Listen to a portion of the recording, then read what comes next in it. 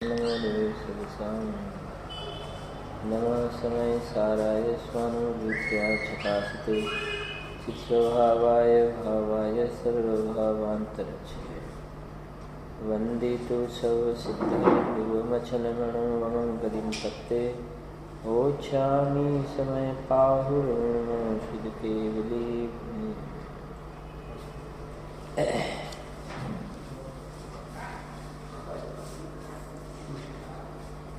અવાજ બીજો નહીં થાય છે.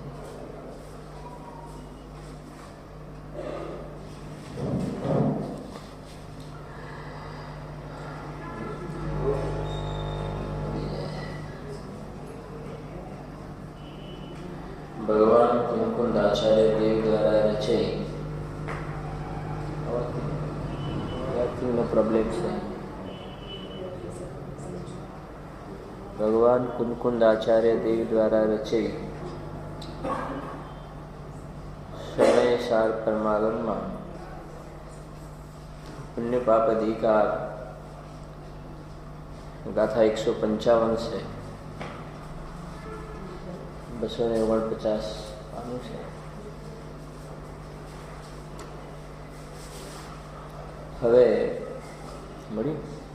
હવે એવા જીવોને પરમાર્થ મોક્ષ કારણ ખરું મોક્ષનું કારણ બતાવે છે. એવા જીવોને એટલે આગળ ઉપર બતાવ્યા એવા જીવોને મોક્ષનું ખરું જે કારણ છે એ બતાવે છે. એવા જીવ એટલે કયા કે આગળ જે કહ્યા કે જે અશુભોપયોગ માને સ્થૂળ એવા સંકલેશ પરિણામથી તો જેઓ નિવૃત્ત થયા છે, પરંતુ સ્થૂળ એવા વિશુદ્ધ પરિણામમાં જે વર્તે છે,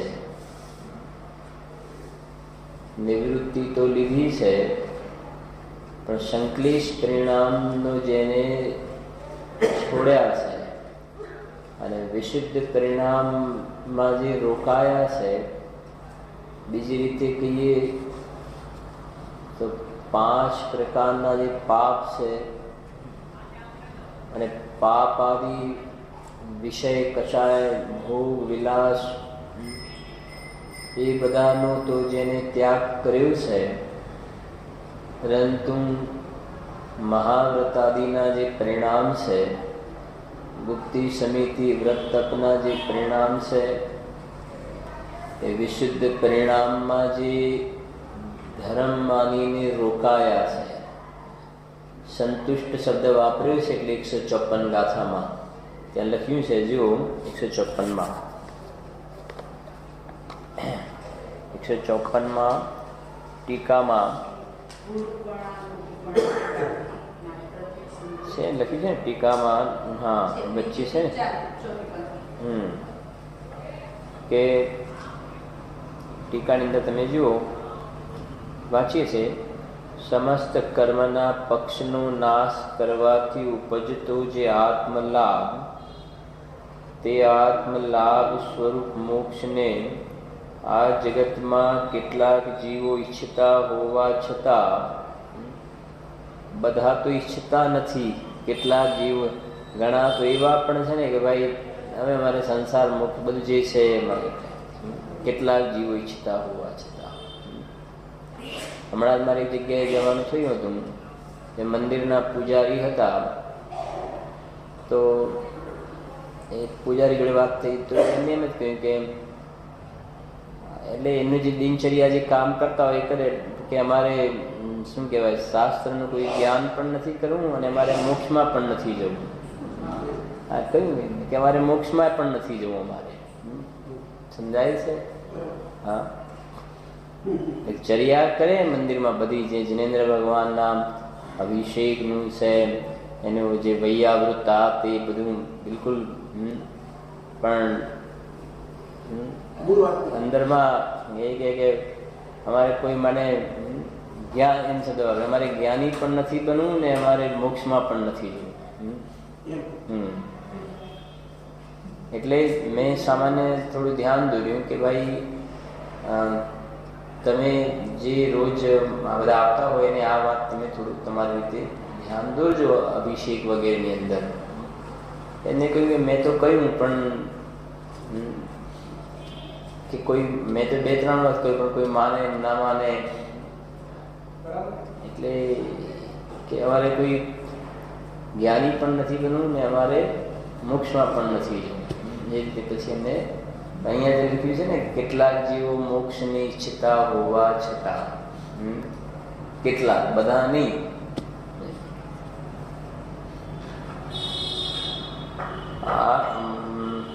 મોક્ષને આ જગતમાં કેટલાક જીવો ઈચ્છતા હોવા છતાં મોક્ષના કારણભૂત સામાયિકની કે જે સામાયિક સમ્યક દર્શન જ્ઞાન ચારિત્ર સ્વભાવવાળા પરમાર્થભૂત જ્ઞાનના ભવન માત્ર છે. આ સમજો કે તાડપત્ર ઉપર આ અમૃતની વર્ષા છે. આ બીજા શબ્દમાં કહીએ તો આખું જગત જે સુખની પ્રાપ્તિ માટે રખડપટ્ટી કરે છે, જગતની વાત તો બાજુમાં રહો, જેને કુટુંબ પરિવાર ઘર બાર ત્યાગ કરીને વનખંડ આદિમાં કરી છે, આદિ સહન કરે છે, એવા જીવો પણ સુખને પ્રાપ્ત થતા નથી. તો અહીંયા આચાર્ય દેવ નાળ પકડી છે અને સમજાવે છે કે મોક્ષના કારણભૂત સામાયિક શબ્દ વાપર્યું છે ને. શું લખ્યું છે? મોક્ષના કારણભૂત સામાયિકની. અને બીજી રીતે કહીએ ને તો જે સામાયિક જે છે એ મોક્ષનું જ કારણ હોય. સામાયિક છે ચારિત્રનો ભેદ છે. સામાયિક છેદોપસ્થાપના, પરિહાર વિશુદ્ધિ, સૂક્ષ્મ સાંપ્રાય અને યથાખ્યાત ચારિત્ર, ચારિત્રના ભેદ છે ને. તો એ કહે છે અહીંયા ધરઉર સમતા ભાવ સદા સામાયિક ધરીએ. તો સામાયિક તો સમતા ભાવ એનું નામ સામાયિક છે. ધરઉર સમતા ભાવ સદા સામાયિક ધરીએ. સમતા ભાવનું નામ સામાયિક છે અને એ સમતા ભાવ સ્વભાવના આશ્રય વિના 3 કાળમાં પ્રગટ થતો નથી. સાક્ષી ભાવ, સમતા ભાવ કહો, સાક્ષી ભાવ કહો, જ્ઞાતા દ્રષ્ટા રૂપ પરિણમન કહો, એ ક્યારે થશે સાક્ષી ભાવ? ક્યારે સાક્ષી ભાવ થશે? કે જેમ સમજો જે શું કહેવાય, બીજા 2 ભારત દેશને છોડીને બીજા 2 કોઈ દેશ છે અલગ, એ 2 દેશો વચ્ચે મેચ રમાતી હોય તો એ કહે છે કે આ કંઈ પણ સમાચાર હોય તો એ કોઈ એની અંદર જોડાશે? દ્રષ્ટાંત થોડું સમજવું, એમાં નહીં જોડાય ને. અને ભારત દેશ રમતો હશે તો એમાં શું થશે? જોડાશે. તો ત્યાં નથી જોડાતો ને, કેમ કે મારા પણ નથી. એમ જીવને ત્રિકાલી ધ્રુવ જ્ઞાયક ભાવમાં અહમ પણ થતા, આ હું છું એવી પ્રતીતિ થતા, જગતના સર્વ પદાર્થો પ્રત્યે એમાં એકત્વપણું છે, આ મારું છે, હું એનો છું, એના પ્રત્યેનો મમતા ભાવ છે, એનો હું કરતા છું, એને હું ભોગવું છું, એવા પ્રકારની બુદ્ધિ સમાપ્ત થઈ જાય છે. ભેદ જ્ઞાન થઈ ગયું, પ્રજ્ઞાક્ષણી પટકી, ભેદ જ્ઞાન થયું તો હવે પરને પર તરીકે જાણે છે. જ્ઞાનની સ્વચ્છતામાં જણાય છે પણ એ પર તરીકે જણાય છે. પહેલા જ્ઞાનની સ્વચ્છતામાં જીવો ઝલકતા હતા, તો ઝલકતા હતા તો એ પર ઝલકતા હતા તો એમાં પોતાપણું કરતો હતો. તો પરને સ્વ માનતો હતો અને આ બાજુ સ્વ તિરોભૂત થઈ જતો હતો. એને ડંકાઈ ગયો કે આ એક ભાવ, જેને 96 નંબરની ગાથામાં આચાર્ય દેવે કહ્યું, મૃતક કલેવરમાં ભગવાન આત્મા મૂર્છાઈ ગયો છે. તો આ સામાયિક બહુ મોટી વાત છે. અનંતકાલથી જીવે એક સમય માત્ર સામાયિક નથી કર્યું. બીજા શબ્દોમાં કહીએ કે જે સામાયિક અહીંયા મોક્ષનું કારણભૂત છે શબ્દ વાપર્યો છે કે નહીં. કેવું છે કે સમ્યક દર્શન જ્ઞાન ચારિત્ર, જે જ્ઞાનનું ભવન, ભવન એટલે પરિણમન, ભવન એટલે જ્ઞાનનું ભવન જો લખીને, મોક્ષના કારણભૂત સામાયિકની કે જે સામાયિક જ્ઞાન દર્શન, જે સામાયિક સમ્યક દર્શન જ્ઞાન ચારિત્ર સ્વભાવ વાળા પરમાર્થભૂત જ્ઞાનના ભવન માત્ર છે. લખ્યું ને, સમ્યક દર્શન જ્ઞાન ચારિત્ર સ્વભાવ વાળા પરમાર્થભૂત જ્ઞાનના ભવન માત્ર છે. એટલે પરમાર્થભૂત જ્ઞાનનું ભવન કોને કહેવાય? કે જે સમ્યક દર્શન જ્ઞાન ચારિત્ર રૂપ જે પરિણમન થાય છે એનું નામ પરમાર્થભૂત જ્ઞાનનું ભવન છે. એટલે પરમાર્થભૂત જ્ઞાનના ભવન માત્ર. જ્ઞાનનું ભવન એટલે સમજણ પડે છે. જ્ઞાનનું ભવન એટલે રાગનું ભવન નહીં. બીજી રીતે તમને સમજાવો. જ્ઞાનનું જે ભવન થયું ને રાગનું ભવન ના થયું. હવે પરદ્રવ્યના ભવન રૂપે તો આત્મા પરિણમતો નથી. અને બીજી રીતે કહીએ તો સમય સારની ગાથા નંબર 2 એમાં એક રાગના ભવનની વાત લખી અને એક જ્ઞાનના ભવનની વાત લખી. બીજા નંબરની ગાથામાં લખ્યું છે ને, દર્શન વળી નિત્ય જ્ઞાન ને નહીં, જીવ ચરિત દર્શન જ્ઞાન સ્થિત સ્વ સમય નિશ્ચય જાણવો અને સ્થિત કર્મ પુદ્ગલ ના પ્રદેશે પર સમય જીવ જાણ. બે વાત કરીને પેલી લખી જીવ ચરિત દર્શન જ્ઞાન સ્થિત સ્વ સમય જાણો. કે સ્વ સમય કોને કહેવાય? કે જે આત્મા સમ્યક દર્શન જ્ઞાન ચારિત્ર રૂપ પરિણમન કરે છે એ સ્વ સમય છે. જે અહીંયા કહે છે જ્ઞાનનું ભવન એ સામાયિક.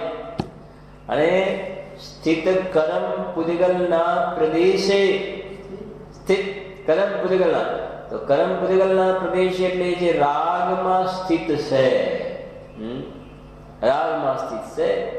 તો સ્થિત કર્મ પુદ્ગલના પ્રદેશે પર સમય જીવ જાણ, એનું નામ પર સમય છે.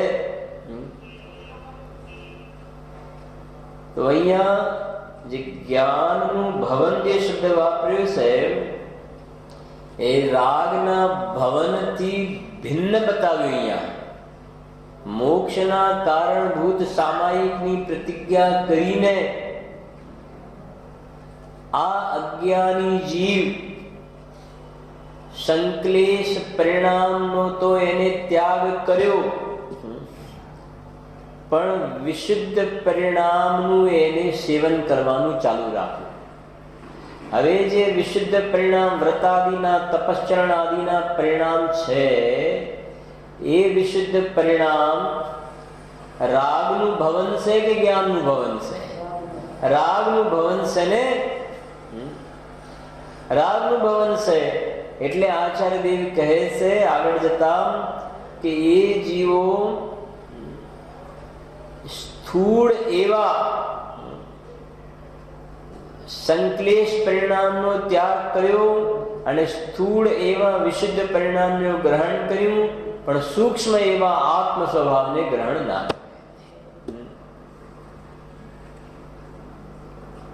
એટલે અહીંયા જે જીવો ભોગ વિલાસમાં પડ્યા છે એને એના ઉપર આ કરુણાની વાત નથી. કેમ કે 155 નંબરની ગાથામાં જે હેડિંગ આપ્યું ને એટલે આપણે પાછા આવ્યા થોડા, કે હવે એવા જીવોને પરમાર્થ મોક્ષનું કારણ બતા. એવા જીવોને એટલે જેમને મુક્તિની પ્રાપ્તિ અર્થે ઉદ્યમ કર્યો છે, એ જેને પુરુષાર્થ માને છે, એવી જાતિનો પુરુષાર્થ એને કરવાનો જોડાયો છે, એની અંદર મહેનત કરે છે, પરિચય આદિ સહન કરે છે, વ્રતાદિ પાળે છે, તપશ્ચરણ આદિ કરે છે,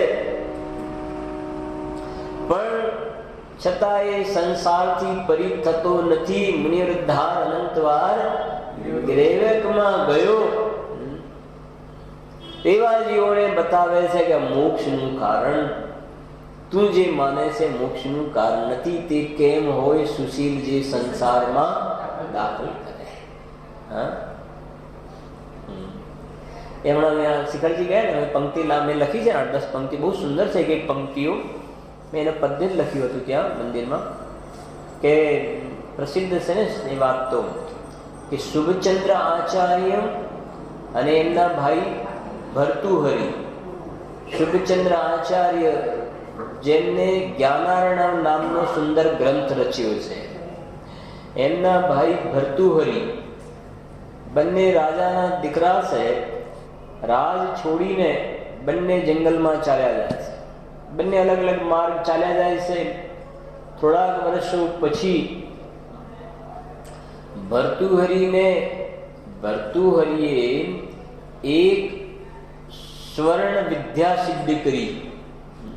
સ્વર્ણ વિદ્યા એટલે આ થોડી ધૂળ લે અને ધૂળને એ પ્રમાણે જે એક રસ તૈયાર કર્યો, એ રસ ધૂળ ઉપર નાખવામાં આવે તો એ ધૂળનું સોનું થઈ જાય.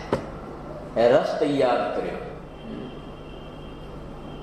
અને એ રસ તૈયાર કર્યો પછી વિદ્યા સિદ્ધ કરી. 10-12 વર્ષ થઈ ગયા પછી એને વિચાર આવ્યો કે શુભચંદ્ર આચાર્ય, મને શુભચંદ્ર શું કરે છે, જરા વિચાર જોઈએ તો ખરા. તપાસ કરાવી તો ખ્યાલ આવે કે તો આત્માની આરાધના કરે છે. તો પછી જાય છે ત્યાં રસ લઈને અને ચર્ચા થાય છે. તો કહે છે કે તમે શું કર્યું? કે મેં તો આ રસ બનાવ્યું છે ને, આ ધૂળ છે ને, તો કે આ ધૂળની ઉપર આમ રસ નાખ્યો તો કે જો આ સોનું થઈ ગયું. બહુ સુંદર પંક્તિ, બહુ સુંદર છે. હું લેતો આવી શકે તમે ત્યારે. બહુ સુંદર પંક્તિઓ છે. તો ચિત્ર પણ દોરેલું છે ત્યાં આગળ મંદિરમાં અને બહુ સરસ ગામ ત્યાં આવે છે. તો શુભચંદ્ર આચાર્ય એનું છે સ્વેદ બૂંદ છે. સ્વેદ એટલે પરસેવો. તો શુભચંદ્ર આચાર્ય જવાબમાં એટલું કહ્યું કે તું આ કહે છે ને, તો આમ પરસેવો હતો ને, પરસેવો આમ લઈ અને આમ આમ નાખ્યું. પરસેવો જ ખાલી આમ લઈને આમ નાખ્યું તો સામે પહાડ હતો એ સોનાનો થઈ ગયો. પહાડ સોનાનો. તમારે એ બતાવવાનું છે કે ભાઈ પંક્તિમાં જે લખી હતી એક લાઈન બહુ સરસ લખેલી, છોડા રાજ રાગ નહીં છોડા. એમ શુભચંદ્ર આચાર્ય આ એક લાઈન કહી, છોડા રાજ રાગ નહીં છોડા. સમજાય છે? છોડા રાજ રાગ નહીં છોડા એટલે જીવ ત્યાંનું ત્યાં રહ્યું. અહીંયા એ કહે છે આ જેને સંકલેશ પરિણામ છોડીને વિશુદ્ધ પરિણામ, ઘર બાર કુટુંબ પરિવાર બધું છોડ્યું છે ને, તપશ્ચરણ આદિ કરે છે. બોલો, દ્રવ્યલિંગીના પ્રકરણમાં ટોટલ જે લખ્યું, શરીરના ખંડ ખંડ થતા વિગ્રહ થતો નથી. બોલો, કોઈ માન કશાય માટે નહીં, કોઈ ક્રોધ નથી કરતો ને, માયાચાર પણ નથી એને એવી જાતિનો. છતાં પણ અભિપ્રાયમાં એને કશાયની ઉપાધિ માને, મંદ કશાયની ઉપાધિ માને. અભિપ્રાયના બીજ ઉપર મંદ કશાયની ઉપાધિ માને છે અને એ મંદ કશાયની ઉપાધિ માનીને તો એ કશાય કરવાની શ્રદ્ધા. એ કહે છે કે બસ એક લાઈન કે એને બધું છોડ્યું, રાગ ના છોડ્યો, રાગ ના છોડ્યો, રાગ ના છોડ્યો.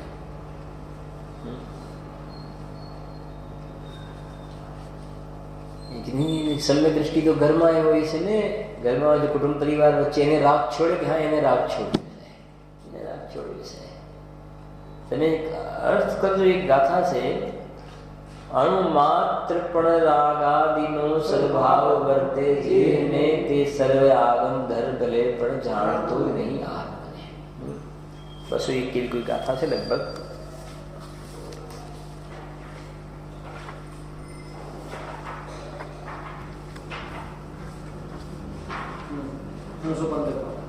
કઈ ગાથા છે? 315. બસ એક છે ને.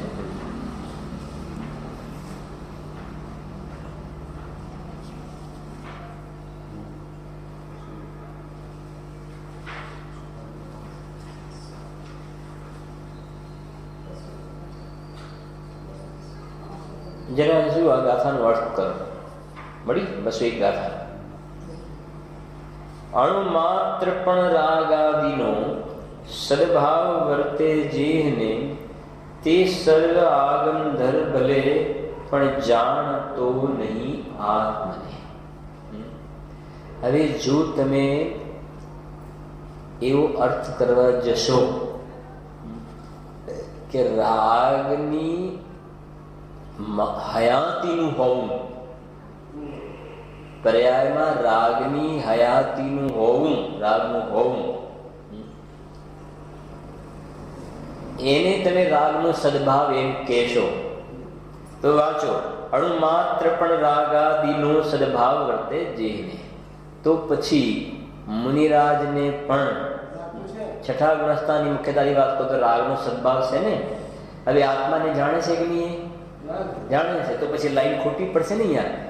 તે સર્વ આગમ ધર ભલે પણ જાણતો નહીં, ખોટું પડશે. અણુ માત્ર પણ રાગાદિનો સદભાવ વર્તે જેને. તો એને સદભાવ માનો છો તમે, તો પછી આત્માને તો એ ત્યાં રાગાદિનો સદભાવ એટલે રાગનું હોવું, એનું નામ રાગનો સદભાવ. રાગનો રાગ, રાગની રુચિ, રાગનો રસ. રાગાદિ પ્રગટે દુઃખ દેનતી નહીં કો સેવત, એ સદભાવ. અને બીજી લાઈન જો, તે સર્વ આગમ ધર ભલે પણ જાણતો નહીં આત્મા. તો સર્વ આગમ ધર, તો સર્વ આગમ ધર તો દ્વાદશાંગ, અને દ્વાદશાંગનું જ્ઞાન હોય ને આત્માનું જ્ઞાન ના હોય એમ બને નહીં. કેમ કે 11 અંગ અને 9 પૂર્વથી ઉપરનું જ્ઞાન હોય એ સમય દ્રષ્ટિ જીવ હોય છે. સમજણ પડે છે? તો અહીંયા સર્વ આગમ ધર ભલે પણ જાણતો નહીં આત્મને, એટલે સર્વ આગમ ધર એટલે કોઈ 12 અંગનું જ્ઞાન એવું અર્થ નહીં સમજો. ખ્યાલ આવે ને? અજ્ઞાન દશામાં જે થાય ને 11 અંગ 9 પૂર્વનું જ્ઞાન, એ બધું એને આવડે, પણ એ કહે છે કે રાગની રુચિ નથી છૂટીને. તો એ કહે છે એ ત્યાંનું ત્યાં છે, ત્યાંનું ત્યાં છે. પેલી એક વાત આવે છે ને કે આ પેલા મથુરામાં ને બધા હોય ચોબા લોકો કહેવાય ને, પેલા ચોબા કહેવાય ને, શું કહે ને, મથુરાના ચોબા એ કહે છે ને. તો એ શું કહેવાય, ગંગાના એક કિનારેથી બીજા કિનારે જવાનું હતું. ગોકુલથી મથુરા કે મથુરાથી ગોકુળ જવાનું હતું. તો એ ભાઈ હતા, એ નાવમાં બેસી ગયા. મથુરાથી સમજો એ નાવમાં બેઠા ને જવાનું હતું ગોકુળ. તો બેસી ગયા, રાત્રિનો ટાઈમ હતો, આ ટાઈમ સમજો બેસી ગયા. અને પછી હલેસા મારવાનું ચાલુ કરી દીધું. હવે સવાર પડી, અજવાળું થયું, જોયું તો ક્યાં કે હવે ગોકુળ આવ્યું હશે. પણ જોયું કે આ તો બધું મથુરાનું બધું દેખાય છે અહીંયા. તો કે આવું કેમ થયું? તો અસલમાં જે નાવની સાથે જે દોરડું બાંધેલું હતું ને, એ દોરડું નહોતું છોડ્યું, દોરડું છોડ્યું નહોતું. અને એમને હલીસા માર્યા કર્યા, ગાંઠ પેલી છોડી નહીં દોરડાની, ને ત્યાંના ત્યાં રહ્યા. એમ અહીંયા પણ ભગવાન કહે છે, આ વ્રતાદિ કરે, તપસ્યાદિ કરે, ઘર બાર કુટુંબ પરિવાર છોડે, શરીરને સૂકવી નાખે. એ કહે છે મિથ્યાત્વની ગાંઠ છોડી નહીં. કે પે નિજ આત્મ જ્ઞાન બિના સુખ લેશ ન પાય.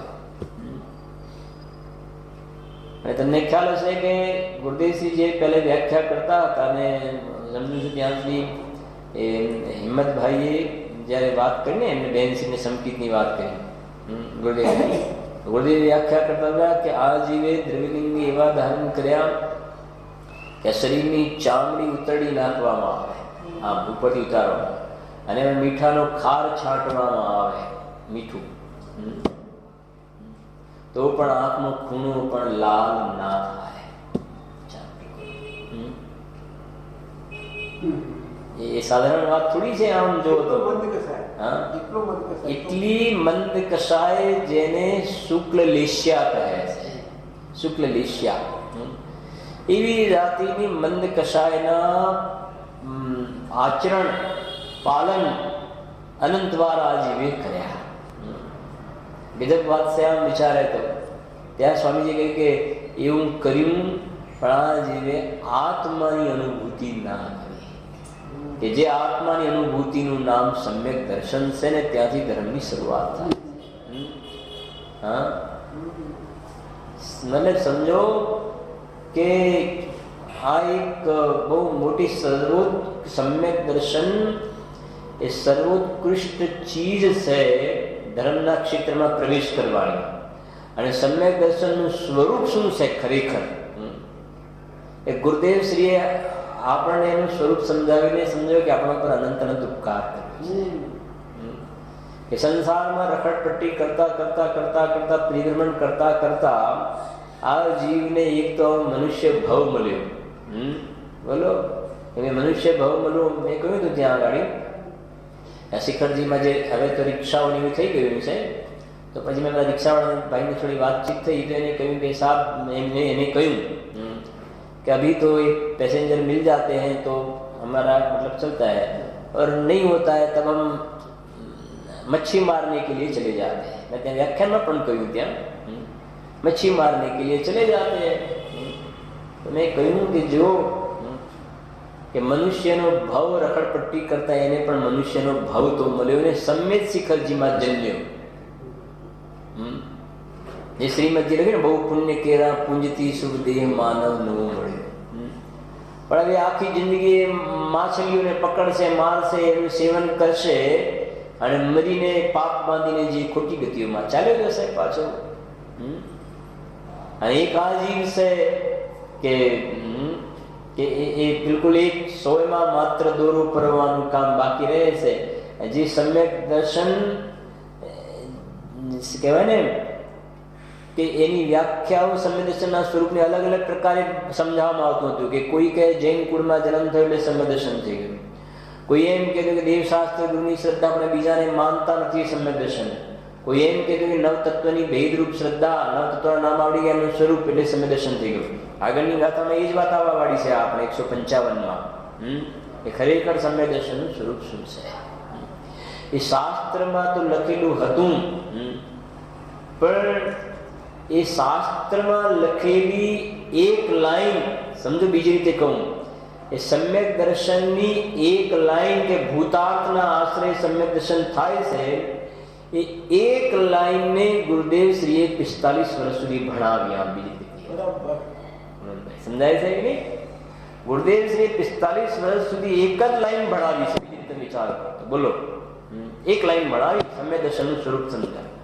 કોઈ પણ અનુયોગના ગ્રંથ હોય તમે જોજો, 4 અનુયોગના ગ્રંથમાં ગુરુદેવ સ્વાધ્યાય જાહેરમાં કર્યો ને, એમનું જેમ ભગવાન મહાવીર સ્વામીનું પ્રતિપાદન કેન્દ્ર બિંદુ ભગવાન આત્મા હતું ને, એ તો એ જે વાત કહેવાય ભગવાન પ્રતિપાદન કેન્દ્ર બિંદુ ભગવાન, એ ગુરુદેવ શ્રીએ ભગવાન આત્માને ઉજાગર કર્યો ને, તો એ ભગવાન આત્મા ભગવાન મહાવીર સ્વામીની પરંપરાથી આવ્યું છે.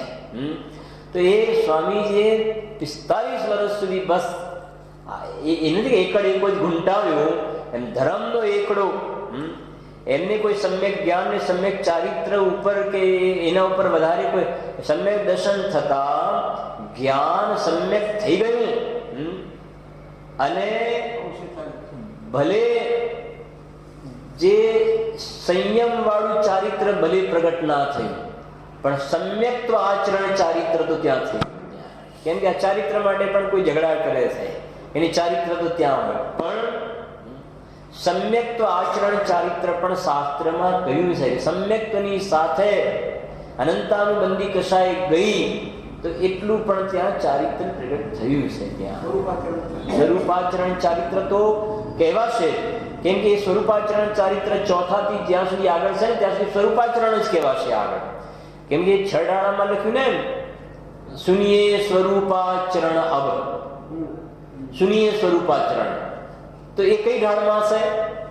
સુનિયે સ્વરૂપાચરણ અબ છઠ્ઠી ઢાળમાં હશે. છઠ્ઠી ઢાળમાં સુનિયે સ્વરૂપાચરણ, અને છઠ્ઠી ઢાળમાં કોની વાત છે? મુનિરાજની. એટલે કોઈ એમ પણ કહે કે એ તો જો સ્વરૂપ સુનિયે સ્વરૂપાચરણ અબ, એટલે એનો મતલબ પહેલા તમે જે સ્વરૂપાચરણની વાત કરો છો એ વાત બરાબર નથી. સમજણ પડે છે? નથી ચોથામાં એમ કોઈ કહે, પણ એ તો સ્વરૂપાચરણની જે ત્યાં વાત કરીને એ મુખ્ય રૂપથી મુનિરાજને જોવા એ અપેક્ષા. બાકી પાંચમા વાળાને ચોથા વાળાને નથી સર્વથા એવું નથી, એમ નથી. સમજાય છે? અને એટલા માટે ત્યાં લખ્યું શાસ્ત્રમાં સમ્યક્ત્વાચરણ શબ્દ વાપર્યો ત્યાં આગળ. સમ્યક્ત્વાચરણ ચારિત્ર છે એક પ્રકારે, અને બેસે છે ને ત્યાં આગળ વાત પણ. અને એ સમ્યક્ત્વ થતા એને મોક્ષ મેળ કી પ્રથમ સીડી યા બિન જ્ઞાન ચરિત્રા સમ્યકતા ન લહે, તેના વિના જ્ઞાન અને ચારિત્ર સમ્યક હોતા નથી. એનો મતલબ એ થતા જ્ઞાન સમ્યક થઈ ગયું અને ચારિત્ર પણ શું થઈ ગયું? સમ્યક થઈ ગયું.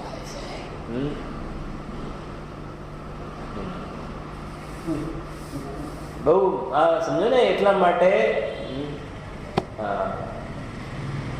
ગુરુદેવનું એટલા માટે આપણને અંદરમાંથી હૃદયમાંથી મહિમા આવે આપણને. કેમને બીજું ભગવાનના દર્શન કરવાનું પણ એમને શીખવાડ્યું. વધારે અંદર શું કહેવું?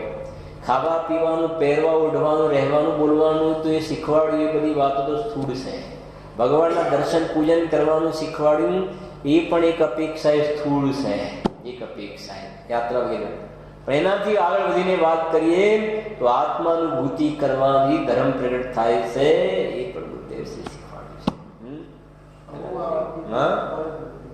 હા, જેમ હોય છે ને એક જન્મદાતા અને એક પાલક, એમ ગુરુદેવ શ્રી આપણે આ જીવનનું નિર્વહન કેવી રીતે કરવું એ શીખવાડ્યું.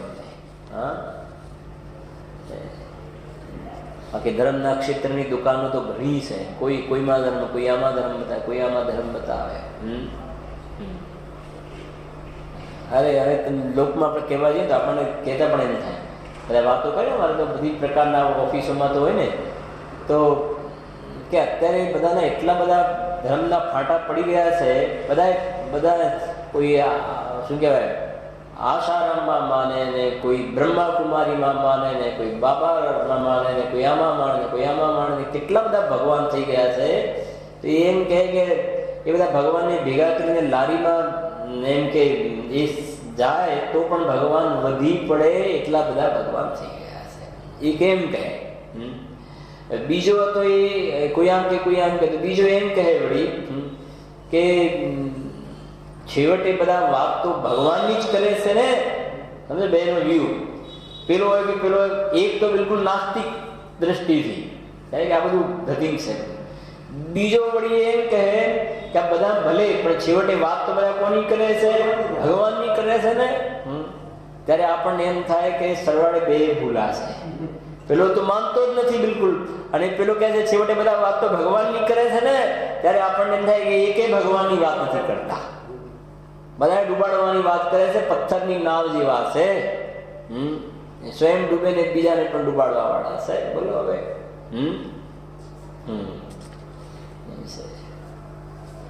જેવું એટલે આપણને અંદરમાં એમ થાય કે નહીં ભાઈ આ કોઈ સાધારણ તત્વ નથી. જો કેમ કે એક એક વર્ડ જે છે ને એની જે લખ્યું છે બનાવું પત્ર કુંદનના અને રત્નના અક્ષરો એના વડે લખવામાં આવે તો પણ આ કુંદ દેવના સૂત્ર, અમૃતચંદ્ર દેવના સૂત્ર જે છે એનું મૂલ્ય થઈ શકે એવું નથી. અને આ વાંચીને ખ્યાલ આવે છે કે આ બહુ મોટી વસ્તુ છે એવું.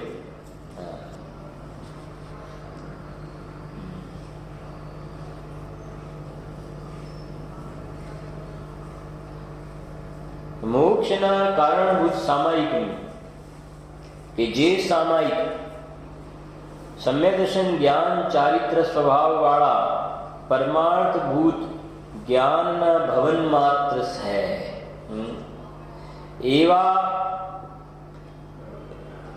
સ્વભાવ પરમાર્થભૂત જ્ઞાનના ભવન માત્ર છે, એકાગ્રતા લક્ષણ વાળું છે અને સમયસાર સ્વરૂપ છે, તેની પ્રતિજ્ઞા લઈને પણ સામાયિક તો આને કહેવાય.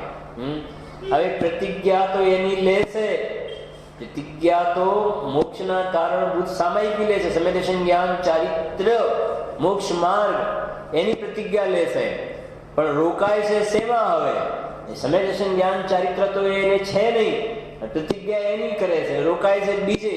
હવે વાત એવી છે કે બીજે રોકાવાનું કારણ પણ એ બની શકે કે એ સમ્યદર્શન જ્ઞાન ચારિત્ર છે ને એ વ્યવહાર નિશ્ચયની સાથેનો જે વ્યવહાર છે એને પણ સમ્યદર્શન જ્ઞાન ચારિત્ર કહે છે. એટલે એ સામાયિકની પ્રતિજ્ઞા લઈ અને જે સમ્યદર્શન જ્ઞાન ચારિત્ર વ્યવહાર કહ્યું એમાં સંતુષ્ટ થઈને શું થાય છે? રોકાય છે.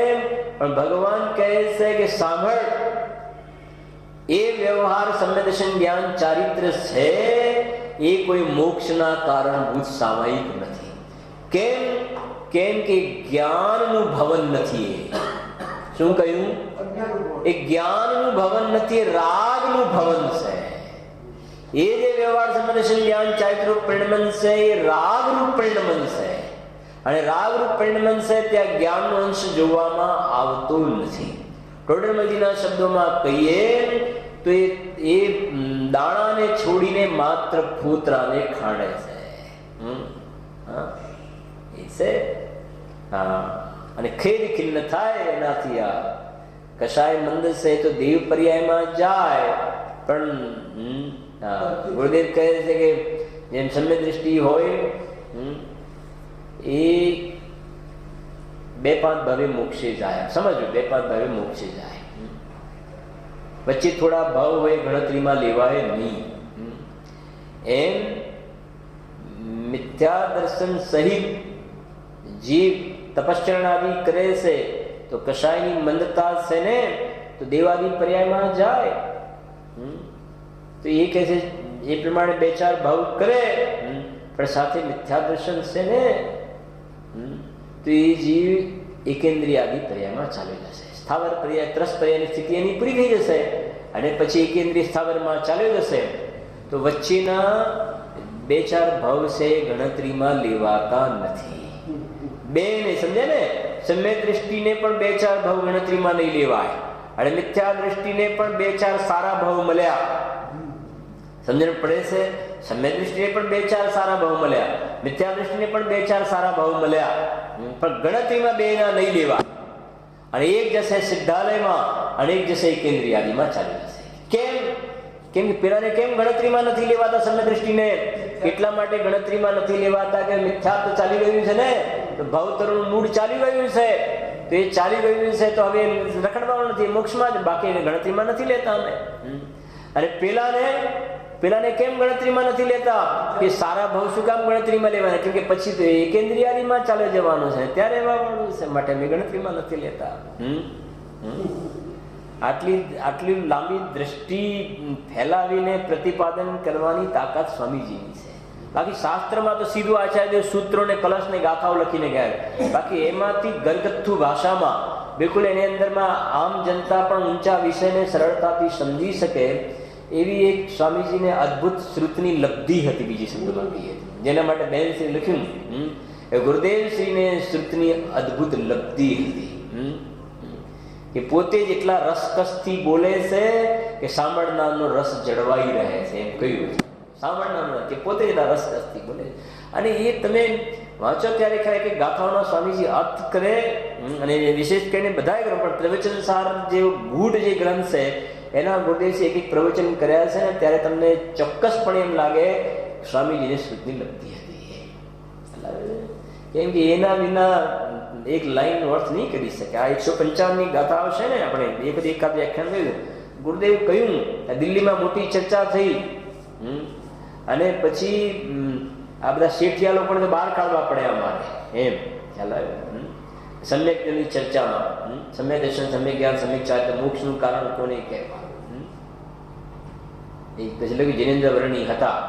બાકી બીજા બધાને તો અમારે બીજા શેઠિયા લોકોને પાછી બહુ એ સમજણ પડે નહીં, તો પછી મેં લખ્યું છે એમને હતા અને આ પ્રમાણેની ચર્ચા થઈ, કહ્યું કે નહીં ભાઈ આ પ્રકારે છે.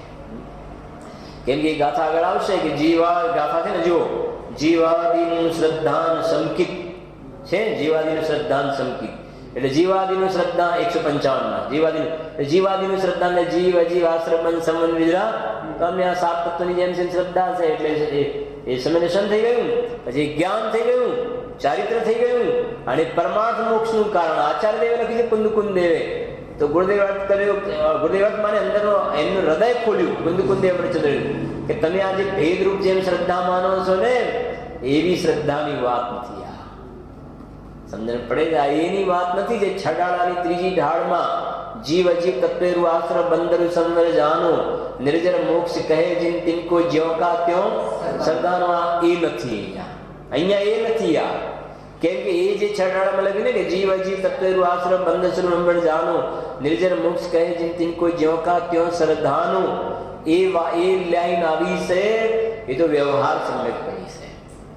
કેમ એની ઉપરની જે પંક્તિ છે ને, परद्रव्यन्ते भिन्न आप में रुचि सम्यक तो भला है, आप रूप को जान पनासो सम्यक ज्ञान भला है, आप रूप में लीन रहे थे सम्यक चारित सोई, अब व्यवहार मोक्ष मग सुनिए हेतु नियत को होई. अब व्यवहार मोक्ष में, અને વ્યવહાર મોક્ષમાં પહેલી લાઈન લખી કે જીવ અજીવ તત્વ આશ્રય, એ તો ત્યાં વ્યવહાર છે ને, અહીંયા એ નથી. એ ચર્ચા આપણે એમ છે.